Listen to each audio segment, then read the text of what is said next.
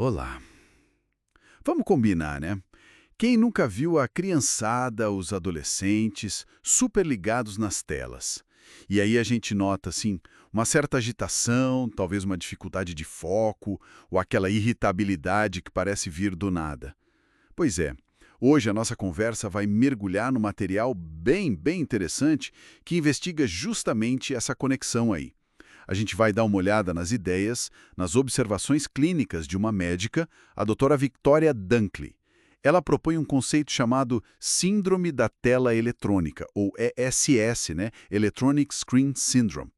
Já ouviu falar? A ideia central, pelo que entendi aqui das fontes, é que esse uso excessivo de telas pode gerar um conjunto bem específico de sintomas.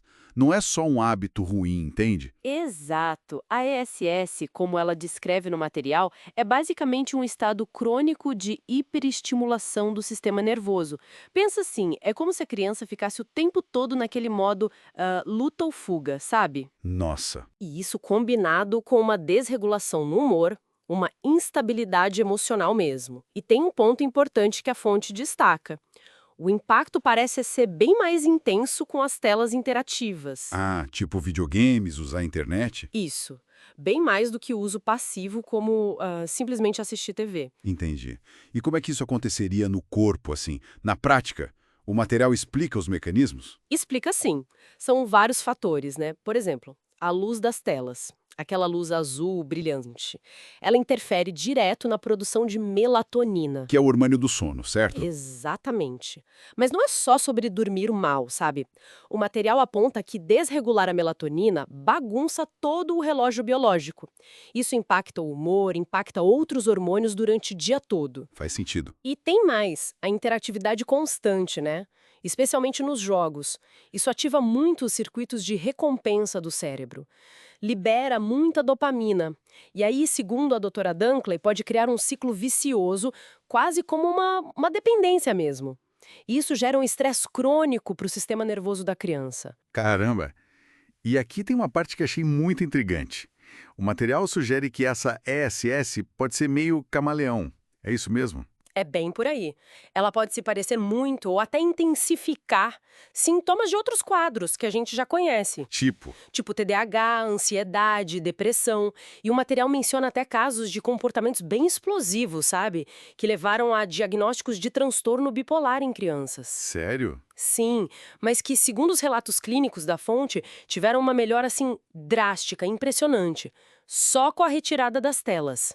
Nossa, isso é muito forte, né? Quer dizer, um diagnóstico como bipolar. Pois é, e esse é um ponto central na argumentação dela que está aqui. Essa capacidade de imitar outros transtornos levanta a questão, né? Sobre possíveis diagnósticos equivocados. Entendi.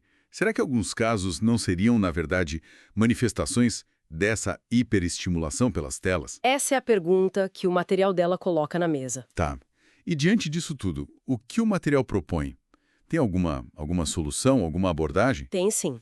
A doutora Dunkley propõe o que ela chama de reset. Reset. É, um período de jejum eletrônico, bem rigoroso mesmo. Nada de telas interativas por algumas semanas. Uhum. E qual é a ideia por trás disso? A ideia é, basicamente, deixar o sistema nervoso desinflamar, sabe? Sair daquele estado constante de alerta.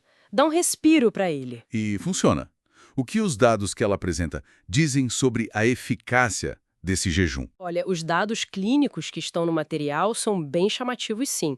Indicam que algo em torno de 80% das crianças acompanhadas, e isso inclui crianças com diagnósticos psiquiátricos prévios, tá? 80%? É o que o material relata. Mostrar uma melhora bem acentuada, que ela define como uma redução de pelo menos 50% dos sintomas depois desse jejum. Metade dos sintomas. Isso.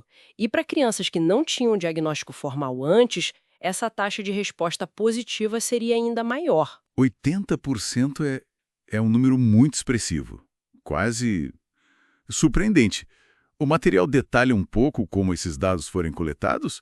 Ou discute limitações, outros fatores? O material apresenta esses números com base nas observações clínicas da autora, da prática dela.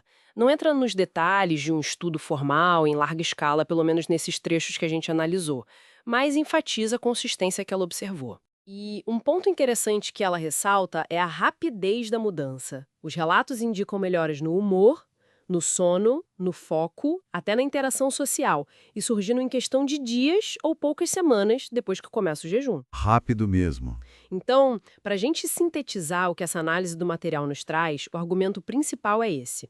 O uso intenso de telas, principalmente as interativas, parece ter um impacto fisiológico real e profundo no sistema nervoso que ainda está se desenvolvendo.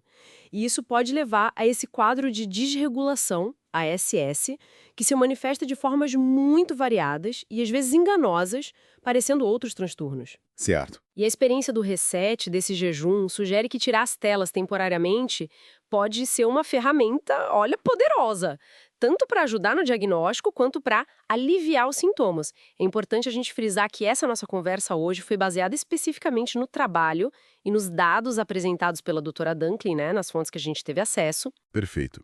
E fica a reflexão, né? Se essa conexão entre o uso intenso de tela e o cérebro, comportamento, for tão direta, tão fisiológica como esse material sugere, como que isso desafia a gente a repensar o lugar da tecnologia na vida das crianças, dos jovens. Talvez não seja só uma questão de limitar o tempo de tela, mas de entender melhor o tipo de interação e o impacto neurológico que ela tem.